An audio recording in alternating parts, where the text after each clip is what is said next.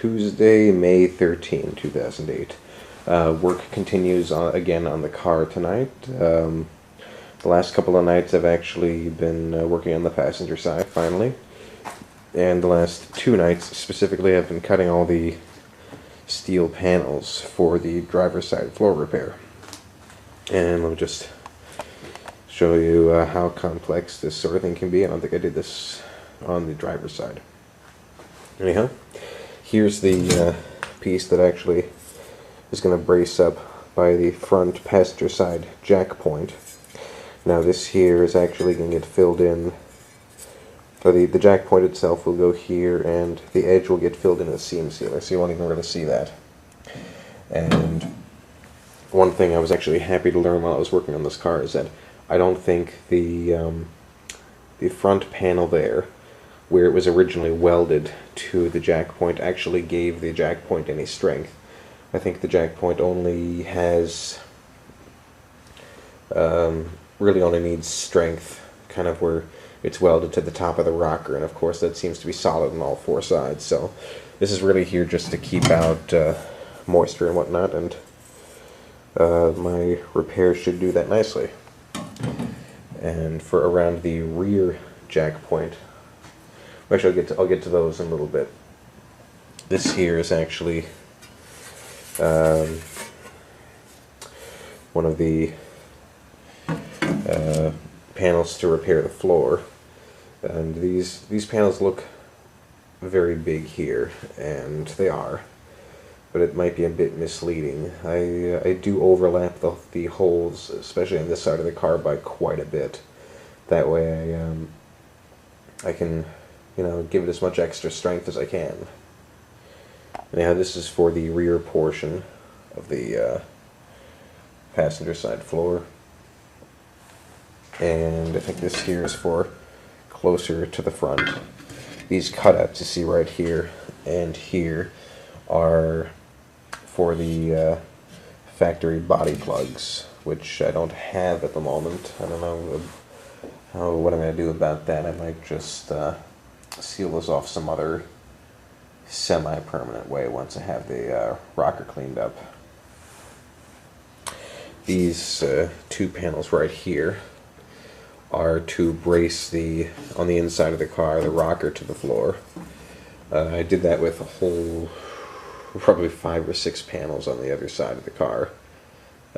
Might be less, but it was a more complex kind of thing. I mean, these panels are bigger. There's a lot of overlap, but there's only 2 of them, so it should be simpler to do.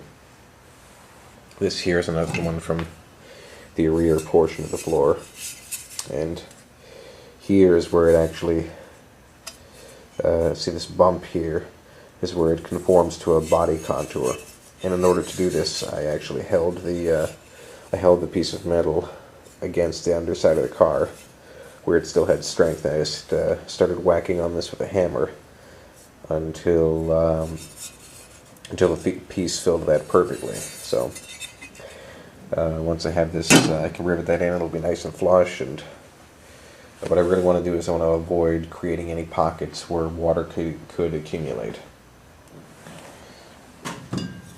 And let's see here. Then around the rear jack point, I actually have I have 3 pieces that work together. The third one is, this is actually the third one, but it doesn't really leave much to the visual aid. But here, this is actually the one I'm most proud of, because once again, it was very complex. You can see the underside of the car here where it actually had to conform specifically to that curve. This actually goes around the jack point, and this here goes around the rear corner.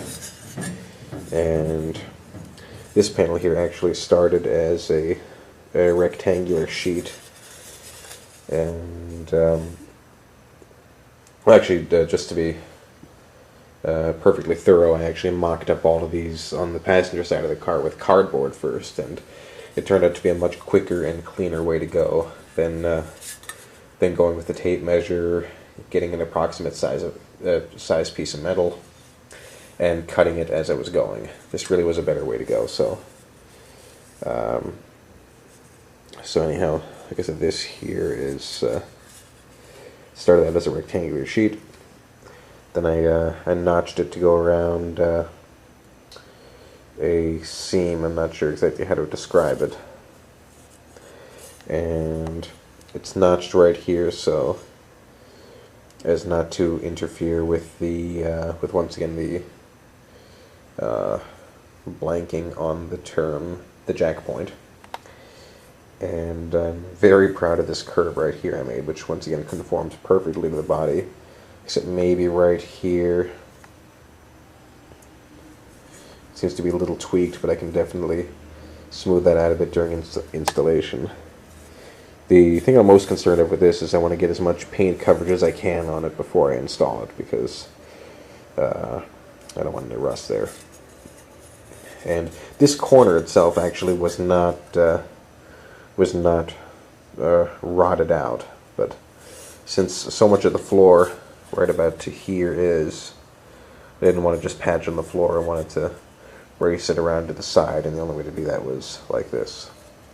Like I said, I'm most proud of this because it's easily the most complex shape I've created, and I've really just done this with simple hand tools. So anyhow, tomorrow the painting continues.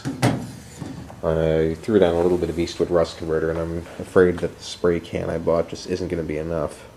So I've seen cans at the hardware store where you can pour any paint into them and spray them. So I'll probably just take some of the stuff I have there in the pint can, dilute it with thinner, and just spray it that way, because I mean, although I probably should and will order another can of this spray paint. It won't get here in time, and I really don't want to delay this work. So, and I mean, there's really not too much I can do in the meantime. And I can't put the carpet back in until this is repaired. Can't put the floor back in, so I will. But anyhow, whatever it is, I'll do my best.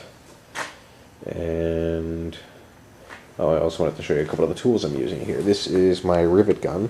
I don't know why exactly there's the catch there on the end, except maybe for easier storage. I don't think it's at all a safety issue, but more or less you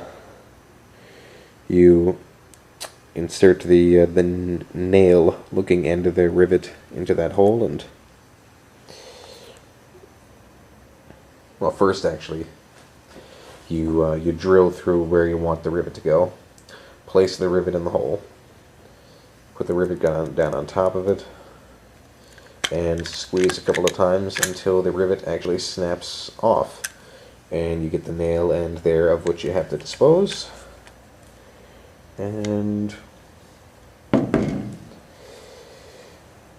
then you I guess move on to the next rivet. Sorry, I'm not making a lot of sense. It's late and I'm tired. And these here are actually my metal shears. This is not a gardening tool. These are very sharp, and I've been using these to cut the steel. And about the steel itself, I'm using 22 gauge, I believe.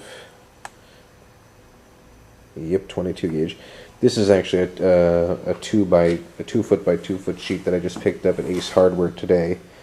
I was, I think, getting 12 by 24 sheets at Home Depot before, and they were running about the same in terms of cost as what this did. So I actually went to Ace Hardware because it's right by my office, and I didn't want to make another run to Home Depot today, and I was quite pleasantly surprised to get twice as much steel for about the same money. So anyhow, that's all there really is to the update tonight, and I'll update as the project continues.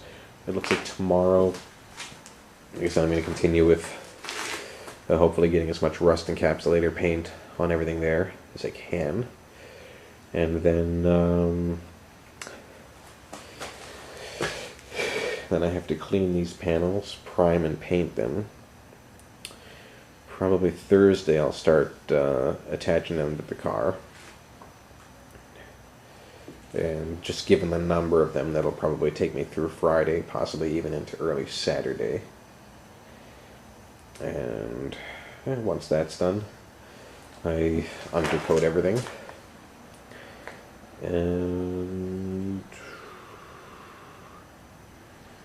then put the interior back. We'll probably get to work on the doors first. And then once those are done, put the interior back in. Anyhow, we'll update further as the project continues. Thank you.